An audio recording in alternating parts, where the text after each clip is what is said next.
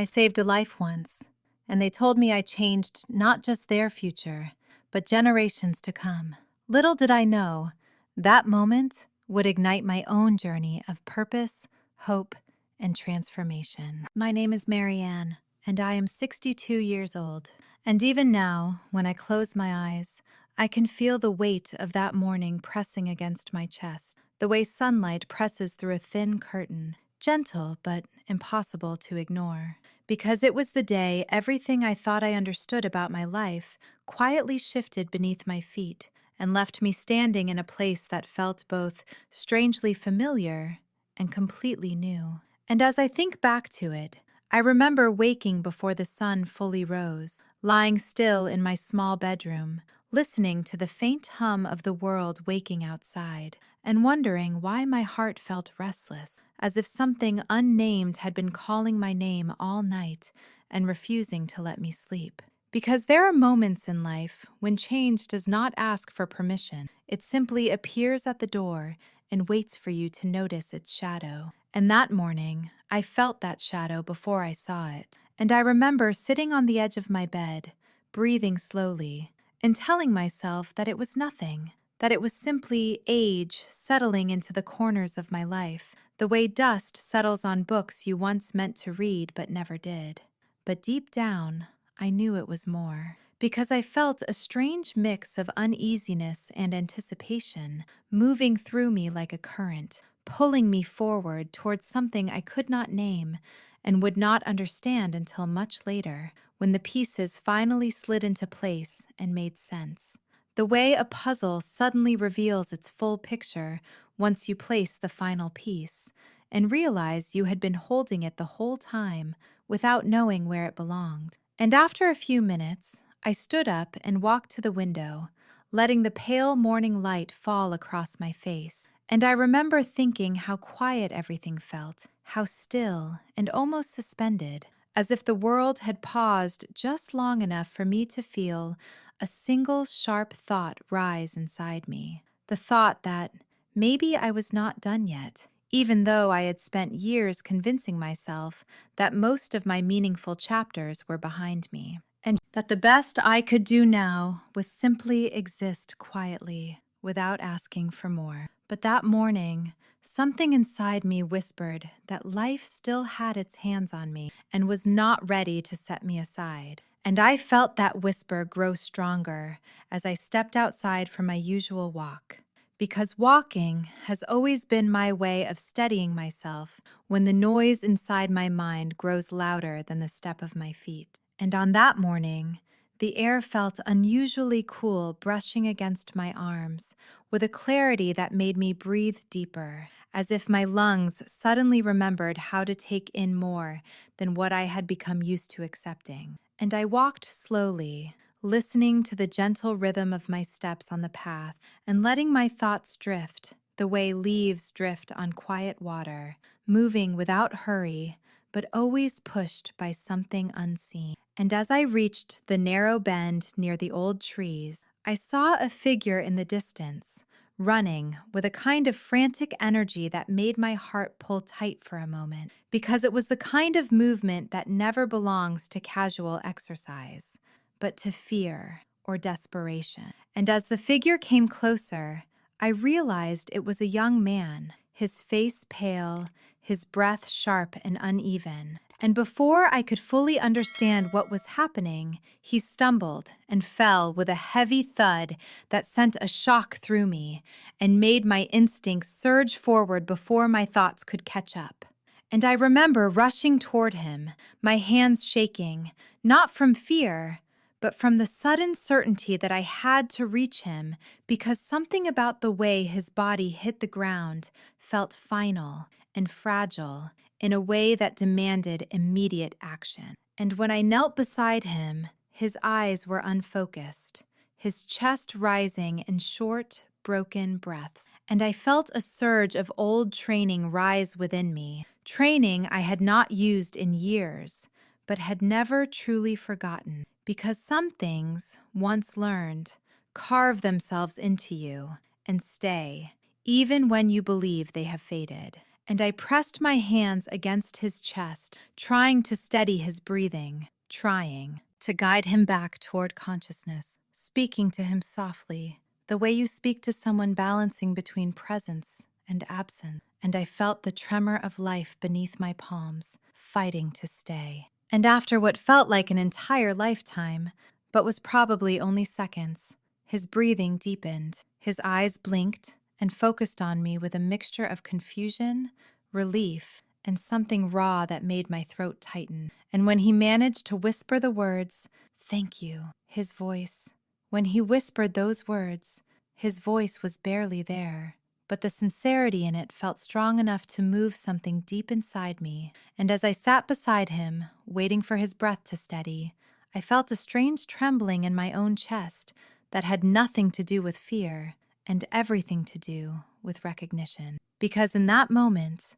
I understood that this was not some random incident placed carelessly in my path. It was something that had been waiting for me. And when he finally managed to sit up, I kept my hands lightly on his arm to steady him, and he looked at me with a kind of gratitude that felt almost too heavy for someone his age to carry. And he said he never expected anyone to stop for him. And those words settled in my heart like a weight, because I knew that feeling too well. The feeling of believing you are invisible, even when you are right in front of people. And I told him softly that he was not invisible, and that sometimes help comes from unexpected places.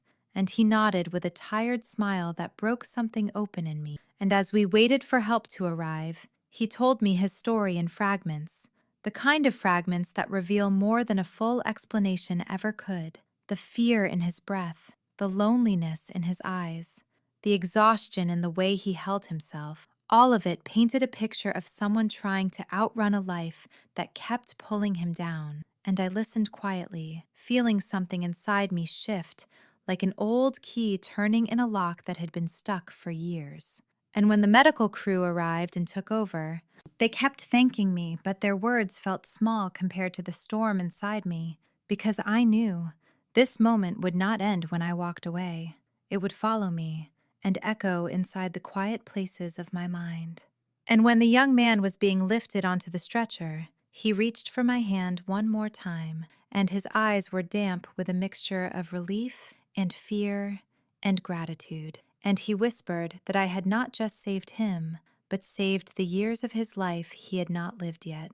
And those words hit me so deeply that for a moment I could not speak, because I felt something bloom inside me, something I thought had died a long time ago, a sense of purpose that had been buried under routine and quiet resignation. And as the ambulance drove away, I stood alone on the path, feeling the world around me settle into its usual rhythm, while mine refused to return to normal, because a single moment had stretched itself into something larger, something I could not ignore. And as I walked back home slowly with the air brushing against my face, I kept hearing his words repeat in my mind, and each time they grew heavier and brighter at the same time. And by the time I reached my front door, I knew with absolute clarity that this was not the end of something, but the beginning. And that realization frightened me, because beginnings are never gentle. Even when they arrive wrapped in gratitude or fate,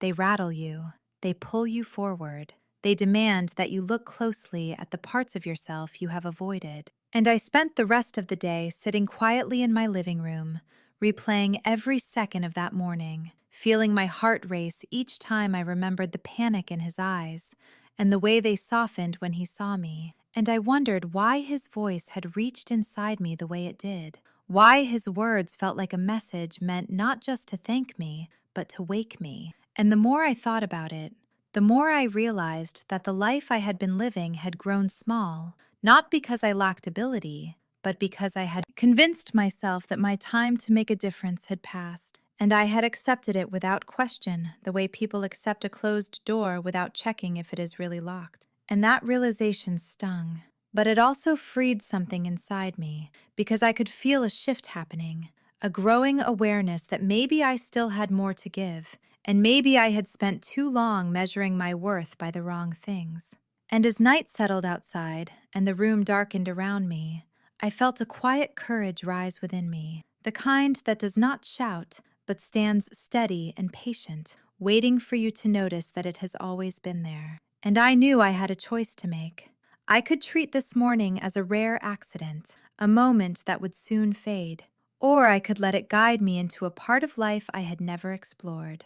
And the more I thought about the young man's trembling voice, the more certain I became that this was not a moment meant to be forgotten. It was a turning point, one that would pull me toward people who needed someone to stand with them, the same way he had needed me. And as I sat there in the soft glow of the lamp, I whispered to myself that I was ready, even though I had no idea what I was stepping into, and even though fear tugged at me, I felt something stronger beneath it, a sense of purpose that made my breath feel steadier and my heart feel unexpectedly young again. And it was in that quiet hour of night that I made a promise to myself, a promise that the life I had left to live would not be spent watching from a distance, but stepping forward, even if it scared me. Because sometimes you do not choose your purpose. Sometimes it chooses you and waits for the moment you finally look up and see it standing in front of you.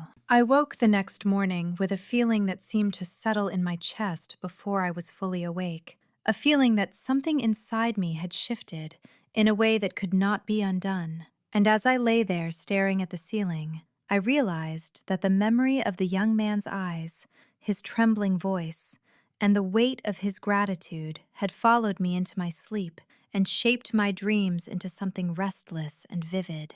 Because even though the world outside looked ordinary and unchanged, I knew that I was not the same woman who had stepped out for a simple walk the day before. And as I pushed myself up and sat at the edge of the bed, I felt an unusual steadiness in my spine, almost like a quiet voice inside me urging me to move forward and not retreat into the comfort of familiar routines the way I usually did when life startled me. And I took a slow breath, feeling the cool air brush against my skin, and I remembered the way my hands had pressed against his chest, the way my heart had pounded, not from fear, but from a kind of instinct I had forgotten I possessed. And I realized that helping him had awakened something old inside me, something powerful and deeply human, a part of myself that had been muffled under years of predictable days and unspoken disappointments. And as I rose to make my breakfast, I felt my mind wander back to the words he had whispered, the ones that had clung to me like a thread pulling gently but relentlessly. You saved the years of my life I have not lived yet. And every time I remembered that line, it felt like someone placing a warm hand over mine, guiding me back to a truth I had ignored for too long. And while I poured my coffee, I caught my reflection in the window, faint and soft in the morning light, and for a moment I studied my own face, the small lines carved by time, and the quiet strength that had settled beneath them. And I wondered why I had spent so many years believing that my best contributions were behind me, when there was a world full of young people stumbling through their own storms, hoping someone would notice before they fell. And I felt a sudden ache in my chest. Not a painful one, but the kind that comes when your heart finally admits something your mind has resisted. And I whispered to myself that maybe my life still had chapters left that were worth writing. And that whispered truth stayed with me as I walked to the table and opened my notebook. A notebook I had not touched in months because I had convinced myself that there was nothing worth writing down. But now, the blank page did not look empty. It looked inviting, like a doorway waiting for me to step through it. And I wrote the date slowly, and then paused, unsure how to begin, because my thoughts felt too large and too tangled to fit neatly into sentences. But then I remembered the young man's shaking breath and my own trembling hands, and the way purpose had surged through me without warning, and I began to write about that moment in simple, honest words. And as the pen moved across the page, I felt something loosen inside me, like a knot being gently released. And I wrote about how unprepared I had been, how frightened I had felt, how instinct had moved through me in a way that felt both familiar and distant, and how his eyes had changed something in me without meaning to.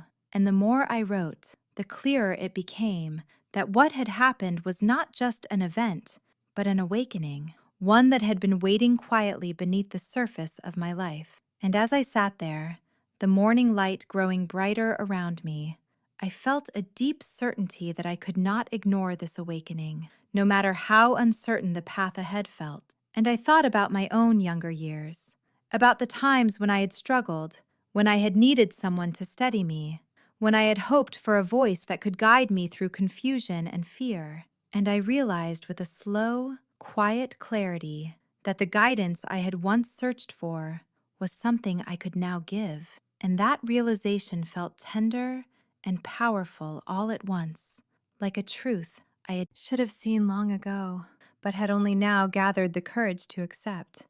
And as the hours passed, I kept writing, pouring onto the page every thought that surfaced, every memory that rose, every question that nudged at me.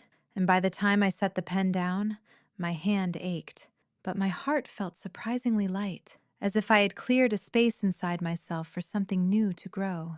And I knew then that I could not let this new sense of purpose fade into the background the way big feelings often do once the world pulls you back into routine. So I made a decision, as simple and as profound as lighting a small flame in a dark room. I decided that I would reach out to people younger than me, young women, especially the ones who looked strong on the outside but carried storms inside, the ones who needed someone to see them before they broke. And as I sat there, with my notebook still open, I felt a swell of quiet determination, knowing that this decision would lead me into unfamiliar places and conversations and emotions. But instead of fear, I felt a gentle hope rising in me, like the steady glow of morning light. And I whispered to myself that life had brought me to this moment for a reason, and I was finally ready to listen. I spent the next few days carrying that quiet determination with me, like a steady pulse in my mind. And even though I told no one about the promise I had made to myself, I felt it with every breath, as if the air around me had changed and was urging me forward. And one afternoon, as I sat at my kitchen table sorting through old papers, I found myself staring at a folded stack of notes I had written years ago. Reminders, advice, little lessons I had once planned to share but never found the courage or the right moment to give. And as I touched the worn edges, I felt an unexpected warmth spread through me, because those small handwritten lines felt like pieces of a voice I had silenced for too long. A voice that once believed it had something meaningful to offer. And I kept wondering how many young people walked through their lives without knowing that someone older was willing to lift a small part of their burden simply by listening and guiding. And I thought again about the young man I had helped and the fear in his eyes.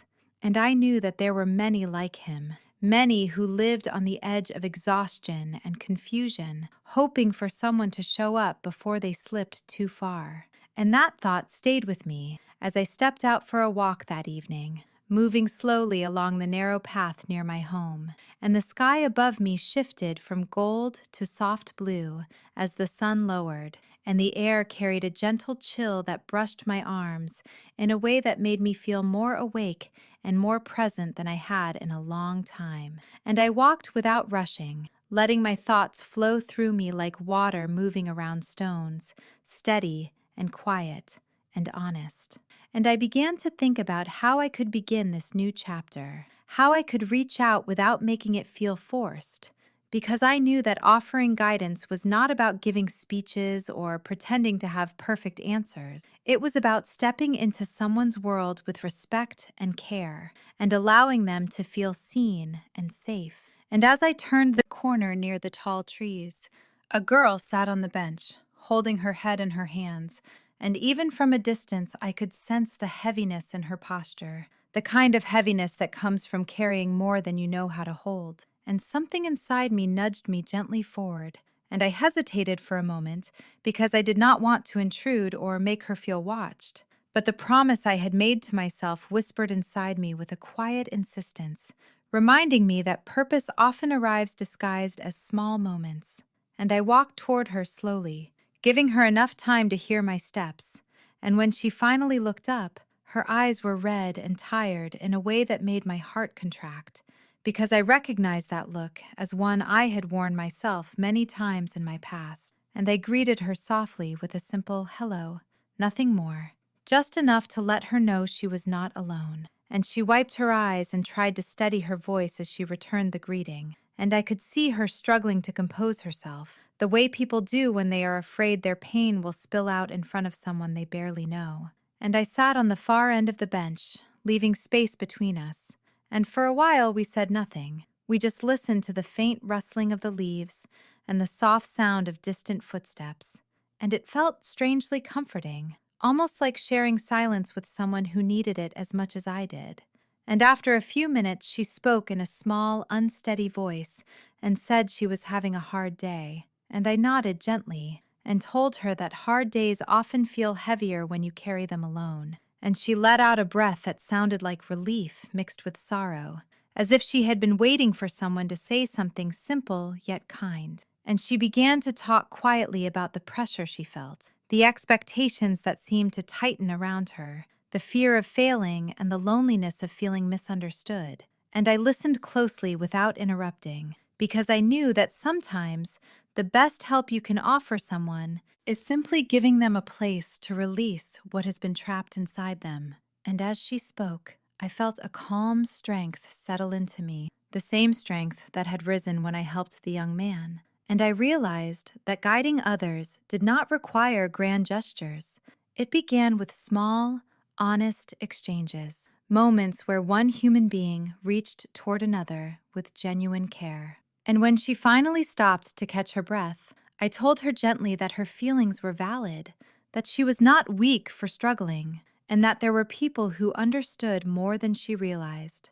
And I watched her eyes soften, as if a tiny piece of hope had found its way back to her. And in that moment, I understood that this was how my journey would unfold, not through dramatic acts, but through quiet connections that built bridges between my experience and someone else's uncertainty. And as we sat together in the fading light, I felt the same warmth I had felt the day I saved that young man, a warmth that told me I was stepping into the place life had been trying to lead me all along, a place where my years meant something, a place where my voice mattered. And as the sky darkened and she stood to leave, she whispered a soft thank you, and I felt a tender ache in my chest, knowing that this was only the beginning of everything I was meant to do. In the days that followed, I found myself thinking often about that girl on the bench and the way her voice had trembled when she finally allowed herself to speak.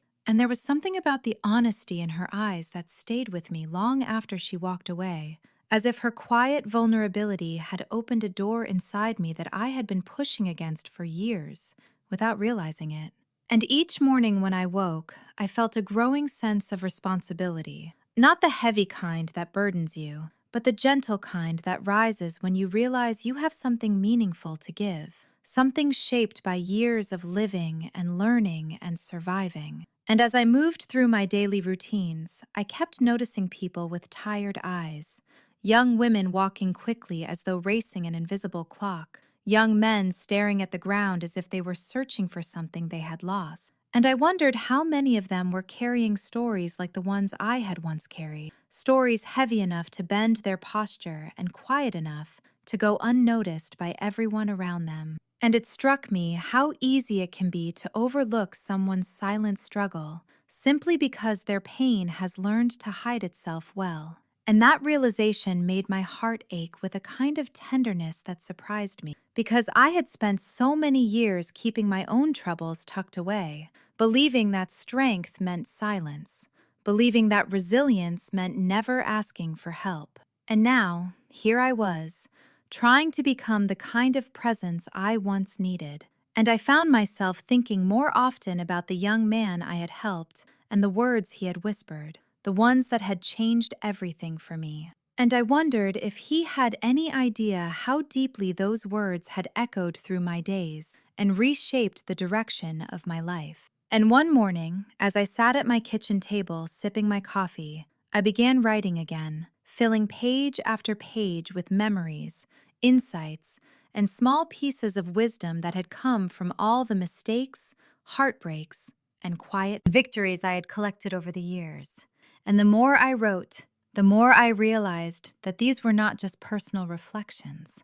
They were pieces of guidance that could help someone who felt lost or overwhelmed. And I felt an unexpected eagerness to share them, not in a formal way, but in simple personal conversations with people who needed someone to stand beside them for a moment. And one afternoon, I walked to the library, a place where I had always felt safe and steady, and I sat at a long wooden table, feeling the calm weight of the room settle around me. And I thought about how many young people came there, searching for answers in books, when sometimes what they truly needed was a living voice, willing to sit with them through their confusion. And I pulled out my notebook and began organizing some of the lessons I wanted to pass on. And for the first time in a long while, I felt proud of my age, proud of the years that had shaped me, proud of the quiet strength that time had carved into my spirit. And as I looked around the room, I noticed a young woman sitting alone near the back, her shoulders slumped, her hands tangled in her hair, and even from across the room, I could sense the tension radiating from her, like a silent plea for space or understanding. And I hesitated for a moment, not wanting to overwhelm her or intrude on a private moment. But something inside me urged me forward, reminding me that compassion requires action, not just thought. And I approached her slowly and gently asked if she was all right. And she looked up with startled eyes that softened when she saw the kindness in my expression. And she nodded, but her nod carried the weight of someone trying to convince themselves more than anyone around them. And I asked if she wanted some company, and she hesitated before motioning to the empty seat beside her. And as I sat down, she let out a long, trembling sigh, as if someone had finally given her permission to breathe. And her voice cracked as she told me she felt lost, that she was drowning in expectations, and afraid she was already falling behind in life, even though she was barely beginning it. And I listened quietly, letting her words flow without stopping them, and I could feel her pain like a ripple moving through the air between us. And when she finished, I placed my hand over hers softly enough that she could pull away if she wanted to, but she did not. And I told her, in a calm, steady voice, that feeling lost does not mean she is failing. It simply means she is human and searching, and that every meaningful path I had ever walked began with confusion, not clarity. And her eyes filled with tears, not the kind that break someone apart, but the kind that wash a little bit of heaviness away. And in that moment, I felt something settle inside me with a sense of certainty I had not felt in years, and I knew I was exactly where I needed to be, sitting beside someone who needed a witness, someone who needed a voice to steady her fears. And as we talked quietly in the soft stillness of the library, I felt that same warm pull of purpose, the same feeling that had wrapped itself around me the day I helped the young man. And I realized that these moments were no longer coincidences. They were invitations, calling me toward a new way of living, a way filled with connection, guidance, and a kind of gentle leadership that comes not from authority, but from experience and compassion. And as she whispered her thank you before leaving, I held her gratitude in my heart like a small glowing light, knowing that my journey had only just begun. When I think back to the months that followed that moment with Caleb, I often feel as though I stepped into a new version of myself without even realizing it. And sometimes, I wonder if transformation happens loud or if it happens quietly in the ordinary rhythm of days that do not look extraordinary at all until you look back and see how much has shifted inside you. And I remember waking up one morning, feeling a strange kind of lightness in my chest, as if something had unclenched after years of being held too tightly, and I could not explain it, but I knew it had something to do with purpose settling into the empty spaces that used to be filled with doubt and hesitation. And every day felt like a small invitation to stretch forward into this new chapter I had not even planned. And one of the most surprising parts was how naturally young women began reaching out to me, because word had spread somehow that I was someone who listened without judgment, someone who asked questions that made you look at yourself a little differently, someone who could hold your story without trying to fix you or shrink you or make you feel smaller. And I realized how rare it is for a woman to be seen fully and gently at the same time, and maybe that was why they kept coming. And each time, a different face sat across from me, I felt a familiar mix of protectiveness and humility, because I knew these conversations were delicate and sacred, and not something I ever wanted to take lightly. And it started with one girl who reminded me so much of myself at 23, when I thought strength meant not crying, and independence meant not needing anyone. And she told me she felt lost in a life she never chose, and she spoke so softly that I had to lean in to hear her words. And as she talked, I felt something inside me ache, because I remembered that version of myself so clearly. And I told her something simple, something I wished someone had told me back then, that it is not weakness to pause, and that it is not failure to redirect, and that sometimes the bravest decision you will ever make is the one that pulls you away from what drains you, instead of toward what impresses others. And when she lifted her head, I saw a spark in her eyes I had not seen when she walked in, and she thanked me in a way that made my throat tighten. And after she left, I sat alone for a long time in my living room, watching the soft afternoon light stretch across the floor. And I wondered how many women carry silent battles just like hers. Battles nobody notices because they smile too easily and speak too politely and never want to be a burden. And I thought, if I can ease even a small part of that weight for someone, then maybe everything I lived through, all the mistakes, all the losses, all the lonely nights, had shaped me for this purpose. And that thought gave me a kind of peace I had never felt before. And soon, another young woman came to me, and then another. And I learned that mentoring is not about having answers, but about being willing to stand in the dark next to someone until they find their own light. And ironically, the more time I spent guiding others, the more I understood pieces of myself that I had never taken the time to explore. And each story I heard stitched my own story together in ways I did not expect. And there were days I felt exhausted, not physically, but emotionally, because holding so many truths takes a kind of tenderness that can be draining. But even then, I never regretted a single moment, because purpose and exhaustion can coexist, and often they do.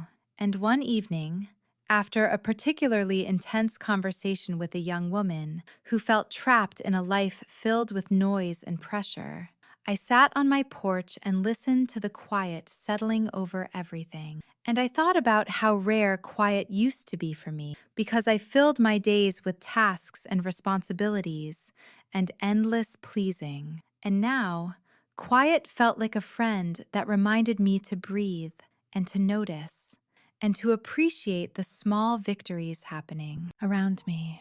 And it was in that quiet that I realized something that felt both gentle and powerful, that I had grown into a woman who could carry others because I had finally learned how to carry myself. And that realization brought tears to my eyes, not sad tears, but grateful ones. And as the evening turned into night, I felt a new certainty forming inside me, not loud, not dramatic, just steady and sure, that I was on the right path, and that everything ahead of me, even the challenges, would be worth walking through, because I was no longer moving without direction. And I whispered into the night, almost like a promise, that I would keep showing up for these young women, that I would keep offering them the kind of support I once needed so badly, and that I would keep honoring this role life had handed me, not with perfection, but with sincerity and compassion, because that was enough, and maybe it had always been enough.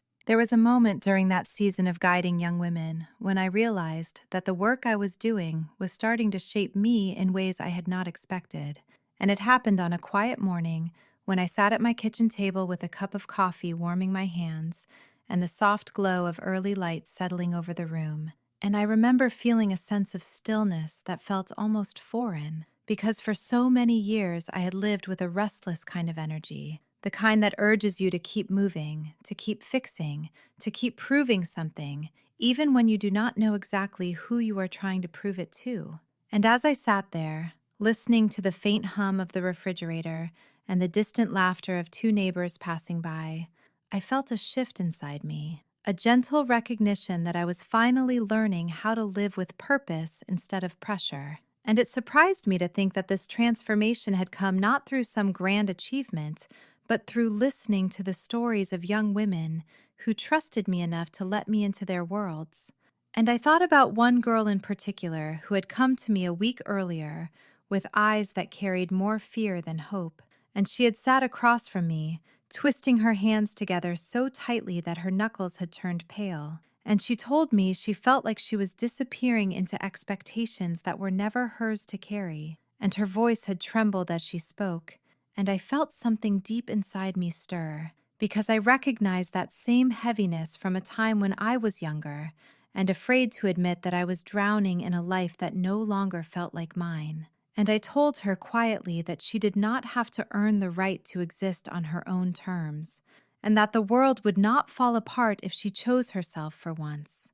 And when she finally let her tears fall, I held her story with a tenderness that I wished I had been offered at her age. And later that night, after she left, I stood in front of the bathroom mirror, brushing my hair, and I caught my own reflection in a way that made me pause, because I realized I was becoming a woman who offered the softness I used to crave. And that realization felt both healing and humbling. And the next morning, as I sat at my kitchen table with the sunlight warming the edges of the room, I felt something unfurl inside me, an understanding that I was allowed to rewrite who I wanted to be at any age, even now, even at a time when many people assume your story should already be settled. And this thought brought an unexpected wave of emotion that rose from my chest to my throat. And I rested my hand over my heart for a moment, just to steady myself and breathe through it. And later that day, I took a walk along a quiet path lined with tall trees that swayed gently in the breeze, and the leaves above me rustled with a soothing rhythm that made me feel grounded in a way I had not felt in years. And I remember thinking how strange it was that I had spent so much of my life rushing from one responsibility to another without ever pausing long enough to notice the simple beauty of mornings like this, or the strength that had been quietly growing inside me through every hardship and every victory. And as I kept walking, I passed a small pond where the water reflected the sky in a way that made everything look peaceful and whole. And I stopped for a while, just to watch the ripples move across the surface, breaking the stillness without disturbing its calm. And I felt a deep sense of connection to the world around me, as if life was gently reminding me that healing does not always come in a sudden burst, but often arrives slowly through moments like this. Moments you only notice when you finally stop rushing and allow yourself to breathe. And as I stood there, a memory rose in my mind of a younger version of myself who used to carry so much fear about not being enough. And I wanted to reach back in time and tell her that she would learn how to rise even after the hardest seasons, and that she would someday use her scars as a source of strength for others, and that she would not just survive, she would grow into someone she could be proud of. And the thought brought tears to my eyes, but not the kind that leave you feeling drained. These were the kind that make you grateful for every step that brought you to the woman you are now. And as the breeze brushed across my face, I whispered a quiet thank you into the open air, because gratitude felt like the only response that made sense in that moment. Gratitude for the young women who trusted me, for the wisdom that hardship had carved into me, for the second chance at purpose I never saw coming, and for the steady truth that I was exactly where I needed to be, becoming exactly who I was meant to become. I did not realize how deeply the mentoring work had taken root in my life until the day I found myself rearranging my entire schedule just so I could meet a young woman who had reached out with a message that felt urgent even through the screen. And I remember sitting on the edge of my bed, reading her words slowly, as if each sentence carried a fragile truth she was afraid to speak aloud. And something in me softened, because I knew that kind of fear, the fear of reaching out to someone you barely know, hoping they might see you clearly when you no longer see yourself. And I wrote back, telling her I would meet her later that afternoon. And as I drove to the small coffee shop where we planned to sit, I felt a quiet determination spread through me, the kind that settles into your bones rather than rushing into your chest. And I remember the sun hanging low in the sky, casting long streaks of gold across the road, and something about the way the light touched the trees made me feel grounded and calm and ready to hold whatever story she carried. And when she walked in, I recognized her immediately, because there is a certain look that pain gives you, a mix of exhaustion and courage that you cannot hide. And she sat across from me, with her shoulders slightly hunched, as if life had been pressing down on her for far too long. And when she finally began to speak, her voice cracked on the first sentence, and my heart felt like it tilted toward her, because I understood that kind of breaking. And she talked fast at first, as though if she slowed down, her courage might slip through her fingers.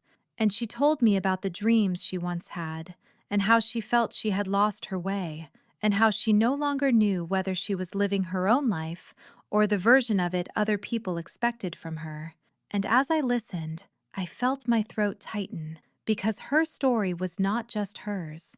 It was the story of so many women who grow up learning how to carry everyone else's expectations while quietly letting go of their own. And I wanted to reach across the table and take her hand, but I waited instead, because sometimes people need space to find their own breath before they can accept comfort. And when she finally paused, her eyes filled with tears, and she looked at me like she was asking for permission to be honest. And I nodded gently and told her she was safe. And she cried silently for a long moment while I simply sat with her. And then I told her something that had once changed me, that you do not lose yourself all at once. You lose yourself in tiny, quiet ways every time you silence your truth for the comfort of others. Every time you shrink so someone else can feel big.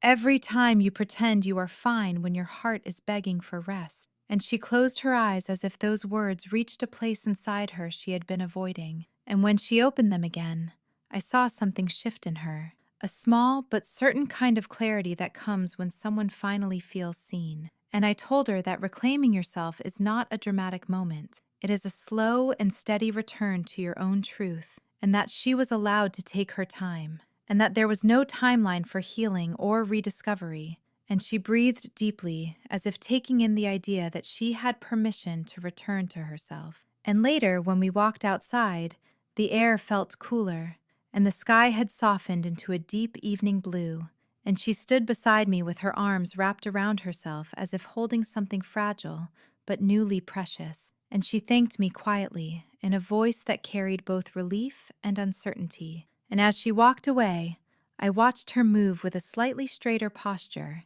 as if she had set down a weight she had been carrying for years. And as I stood there alone in the soft, fading light, I felt a warmth spread through my chest, a mix of pride and humility, and a deep awareness of how these moments were shaping me, just as much as they shaped the women who came to me. And I realized that mentoring was not something I was doing for them alone. It was something life was also doing for me, nudging me gently into a fuller and more grounded version of myself. And as I drove home, the sky darkened and the streetlights flickered on one by one, and I felt an unexpected wave of gratitude rising in me. Gratitude for the trust these women placed in me. Gratitude for the wisdom my own difficult years had carved into me. And gratitude for the simple truth that even at my age, I was still learning, still evolving, still discovering new depths of strength and purpose I had never known. And when I finally walked into my home, the quiet wrapped around me like a soft blanket. And I stood there for a moment, letting the stillness settle inside me, while whispering a silent promise that I would continue showing up, not just for them, but for myself as well, because this journey was becoming the most meaningful chapter of my life. I began to notice a shift in the way I moved through my days, as if something in me had quietly rearranged itself, and even the most ordinary routines seemed to hold a deeper sense of meaning. And I remember one morning in particular when I stepped outside and felt the air settle around me with a soft coolness that made me pause, as if the world was inviting me to slow down and listen. And I stood there on my porch, with my hand resting lightly on the railing, breathing in the quiet before the day fully woke.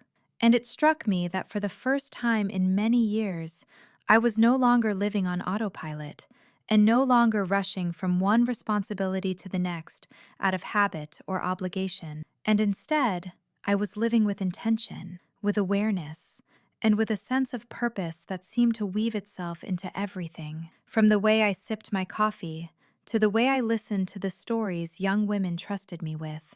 And as I thought about this shift, I felt a sense of gratitude rise within me, because this transformation did not arrive suddenly, but grew gently over time, shaped by every conversation, every tear shed across my kitchen table, every moment when I held a fragile truth in my hands and treated it with the care it deserved.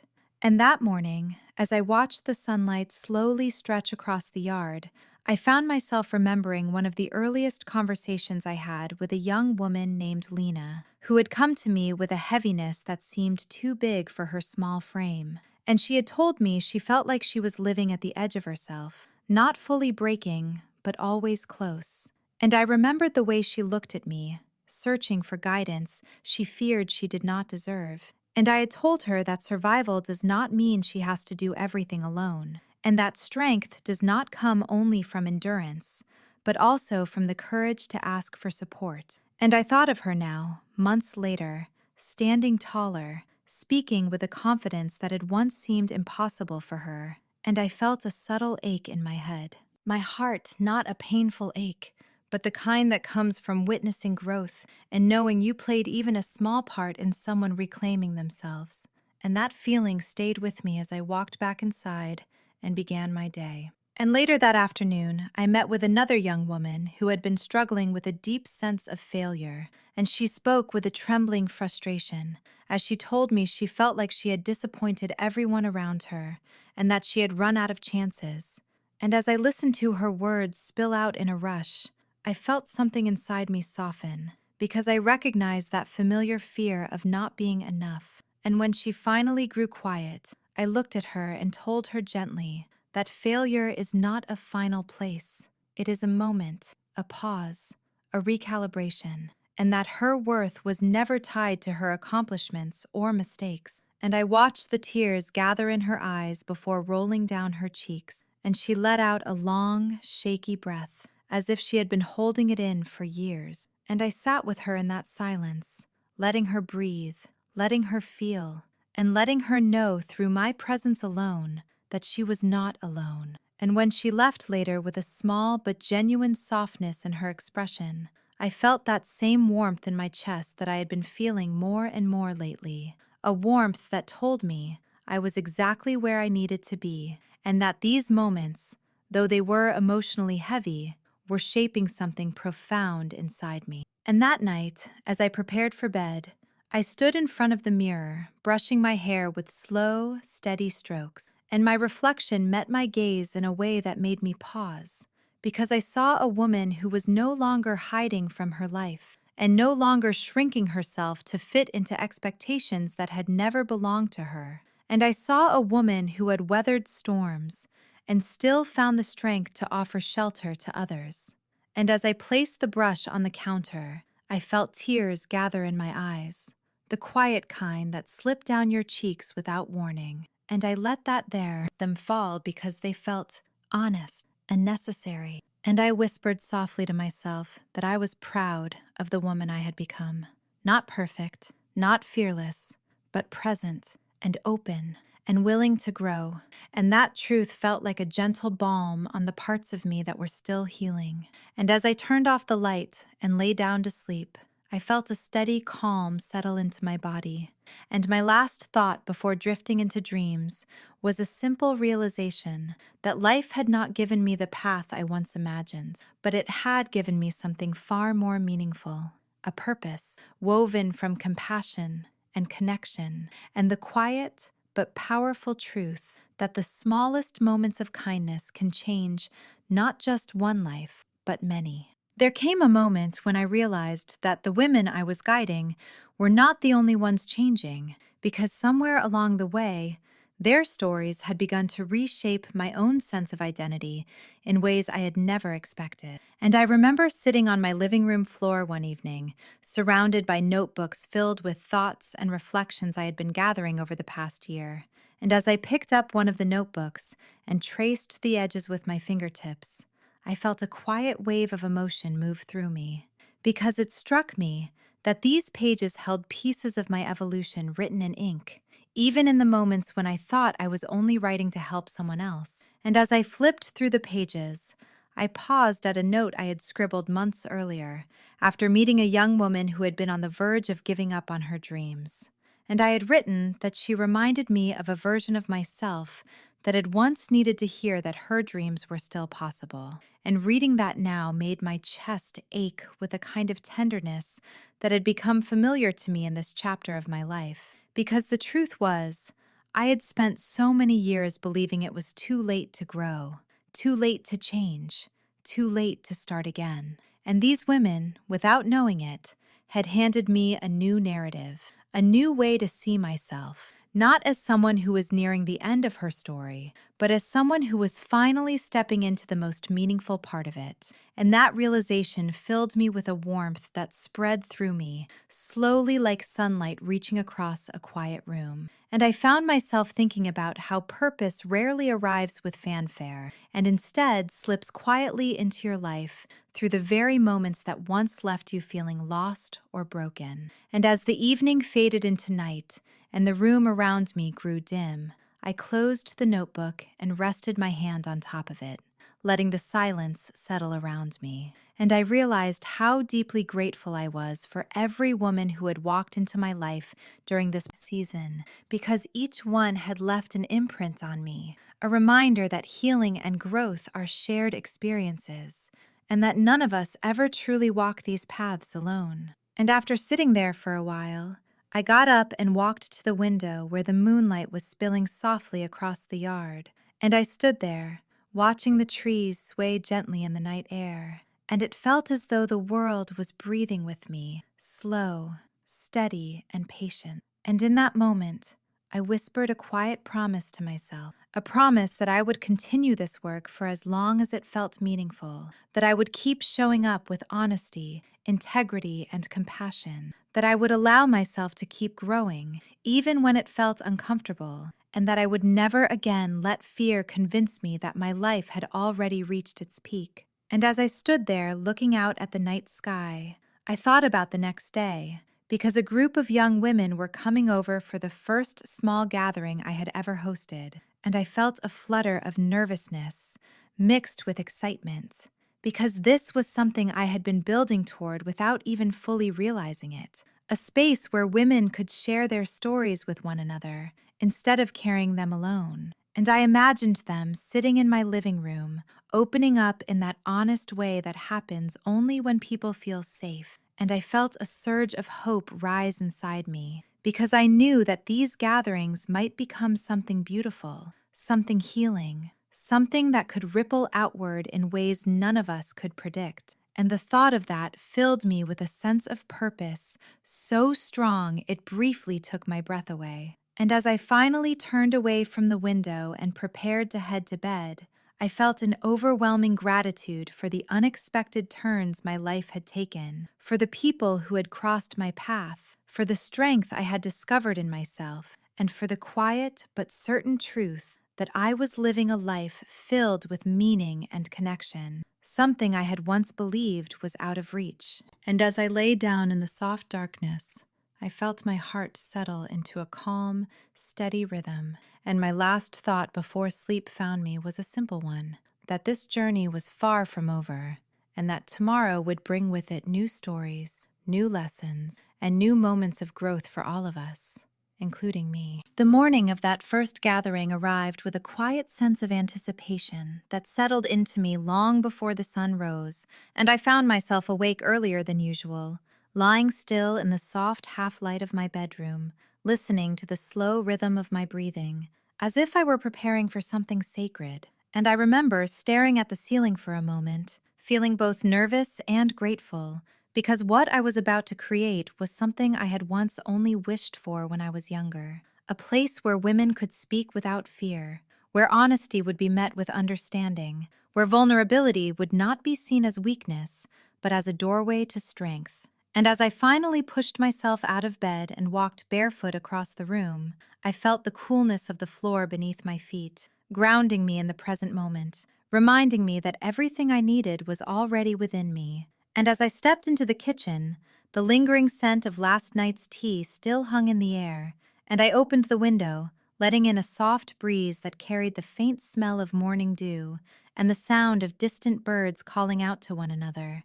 And I stood there for a moment, letting the fresh air wash over me, because there was something calming about beginning the day with a sense of openness and possibility. And after brewing a pot of coffee, I took my cup to the living room and looked around at the space I had arranged the night before, placing chairs in a circle, adding a few blankets over the sofa, setting a small vase with fresh flowers in the center of the room as a quiet gesture of warmth and welcome. And as I stood there sipping my coffee, I felt a wave of emotion rise inside me, because the room looked simple yet intentional, and I knew that sometimes simplicity is what allows people to breathe easier and speak more freely. And after getting ready for the day, I found myself standing in front of the mirror, smoothing the fabric of my shirt and brushing a stray piece of hair behind my ear, and I caught myself own reflection in a way that made me pause, because I realized I looked calm. Not perfectly calm, but grounded in a way I had not felt in years. And that realization brought a soft smile to my lips, and it reminded me how far I had come from the woman I once was. A woman who doubted herself, a woman who worried she had nothing left to offer, a woman who feared her best days were behind her. And now, here I was, preparing to open my home to women who were looking for guidance, support, and a sense of belonging. And for a moment, I closed my eyes and placed my hand over my heart, feeling its steady beat and letting the warmth of that moment settle inside me. And when the first knock finally came, it surprised me with a little jolt, but I took a deep breath and walked to the door, opening it to find a young woman standing there with a mixture of hope and hesitation in her eyes, and her shoulders relaxed slightly when she saw my smile. And I stepped aside to welcome her in, and as she walked past me, I noticed the careful way she held her bag, as if she were carrying something fragile and meaningful. And within the next half hour, more women arrived one by one, each bringing her own story, her own worries, her own quiet courage. And soon, the room was filled with soft greetings, gentle laughter, and the kind of nervous energy that comes before honesty breaks open. And when everyone had settled into their seats, I sat down with them, and for a moment, there was a stillness, a collective breath we seemed to take together, as if acknowledging the importance of what we were about to experience. And then I began to speak, not with a script or rehearsed words, but from a place deep within me, telling them that this room was a place where they were safe, where their voices mattered, where their truths would not be judged or dismissed. And as I looked around at their faces, some curious, some anxious, some already on the verge of tears, I felt a deep responsibility settle into me. But it was not the heavy kind. It was the kind that brings clarity and purpose. And when the first woman began to speak, her voice trembled, and she stared down at her hands. But as she continued, I saw something soften in her shoulders, as if her words were loosening the weight she had been carrying for far too long. And the others listened with such genuine presence that it made my throat tighten. And I realized that this circle of women was becoming something powerful, something healing, something far greater than anything I could have created alone. And as the stories continued, one after another, the room filled with raw truth and quiet courage. And I found myself deeply moved by the strength in each voice, and by the way these women leaned into one another's stories without hesitation, offering comfort simply through their attention. And when the last woman spoke, and the room fell into a gentle silence, I felt a warmth spread through me like a steady glow in my chest, and I realized that this was the beginning of something meaningful, something that would grow and evolve with each woman who walked through my door. And as the gathering came to an end, and the women began to leave, one of them paused at the doorway and turned back to me with tears in her eyes. And she said quietly that she had not felt understood in years, and that today had given her something she thought she had lost. And as she stepped outside, her words lingered in the air, and I stood there for a long moment, absorbing the weight of what had just begun, knowing without question that my life had entered a chapter filled with purpose, connection, and a kind of healing that would continue to unfold in ways I could not yet imagine. I never imagined that the closing chapter of this journey would feel calmer than all the moments that led to it. There was a time when I believed endings always carried a sting, a heaviness that pressed against the ribs like an unspoken goodbye. But now, as I sit here reflecting on everything that has unfolded, I feel something different. It is not sadness and it is not fear. It is a quiet fullness that feels like warm light settling in my chest. I think about the woman I used to be, and I almost want to reach back through the years and hold her face in my hands and tell her that she had no idea what life was preparing her for. I look around the room where I have spent countless evenings listening to young women share their dreams and their wounds. The chairs are stacked now, and the soft hum of the heater is the only sound. The air still carries traces of their laughter and their tears, and I breathe it in like a final blessing. It surprises me how clearly I remember the beginning, that single moment when I stepped in to help a stranger, and his trembling voice told me I had saved not only his life, but his generations that would come after him. I did not know then that his words would echo for years and become the compass that pointed me toward a purpose I never dared to imagine for myself. I learned that day that sometimes the shift you need arrives in a form you cannot predict. Sometimes it comes in the shape of fear or urgency or instinct, and sometimes it comes in the shape of someone you were never supposed to meet. I spent so many years believing that my best days belonged to the past. It is strange how easily we slip into that lie when we grow older. We convince ourselves that growth belongs to the young, and that our chance to create meaning has already passed. Yet here I am, long past the age when society quietly begins to dim a woman's relevance, and I have never felt more alive or more needed. I think about the girls I have mentored, each one carrying a story that shook me in ways I was not prepared for. Some arrived with broken confidence. Some arrived with fiery dreams but no direction. Some walked in with wounds so deep they could barely make eye contact with anyone. And some entered smiling as if they were fine, but later cried in my arms when the truth finally loosened inside them. They taught me more than I could ever teach them. They taught me that courage does not always look like boldness. Sometimes it looks like showing up when it hurts. Sometimes it looks like wanting to quit, but choosing not to. Sometimes it is as simple as asking for help while your pride tries to silence you. I did not expect to become their anchor. I did not expect to see my own younger self in the trembling hands of the girls standing in front of me.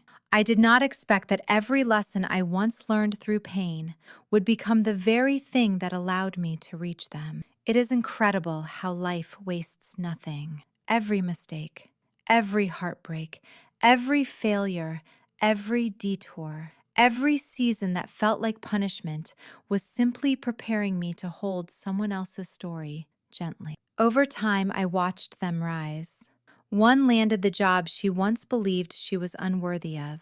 One confronted the person who had dimmed her spirit for years. One started her own small business even after being told she did not have the background or credentials to succeed.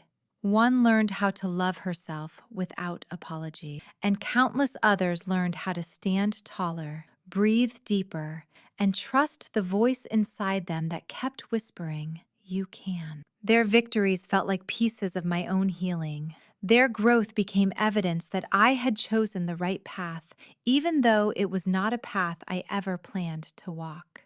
Each transformation stitched something inside me back together. Now, as I gather my notebook and wrap my scarf around my neck, I feel the weight of the moment. It is not an ending as much as it is a gentle shift, like stepping from one room into another. I know I will continue guiding them, but this chapter of structured mentoring sessions, weekly meetings, and late night phone calls is closing. They no longer need me in the way they once did, and that is exactly how it should be. The purpose of mentoring was never to keep them leaning on me forever. It was to help them learn how to lean on themselves. Still, the room feels tender tonight. I walk my hand across the table, remembering the conversations that once stretched long into the night. Conversations about fear, ambition, heartbreak, and hope. Conversations about what it means to be a woman in a world that often misunderstands our strength. Conversations about rebuilding from pieces and finding meaning in shadows. I pause in the doorway and look back one last time before switching off the lights. The space settles into darkness with a sense of completion. I pull the door closed behind me and step outside into the cool night. The air smells earthy and crisp, and the sky above me is wide and quiet. I tilt my head back and breathe it in. I think of the woman I am now, shaped by everything I have survived and everything I have shared. I realize that this purpose I discovered was never just about saving others. It was about saving myself, too. Purpose does that. It heals you while you think you are healing someone else. It builds you while you think you are building others. As I walk toward my car, I feel soft gratitude rise in my chest. Gratitude for the stranger whose life I once saved. Gratitude for the girls who trusted me with their stories. Gratitude for the version of myself who refused to stay invisible. And as I rest my hand on the car door, I whisper a quiet promise to the night. I will keep showing up. I will keep giving. I will keep guiding. Because this is who I became, not by accident, not by chance, but by choosing to step into the life that was waiting for me all along. If this story touched your heart, share your thoughts in the comments. I'd love to hear them. Don't forget to like, share, and subscribe so more people can find a little warmth and hope in these stories too.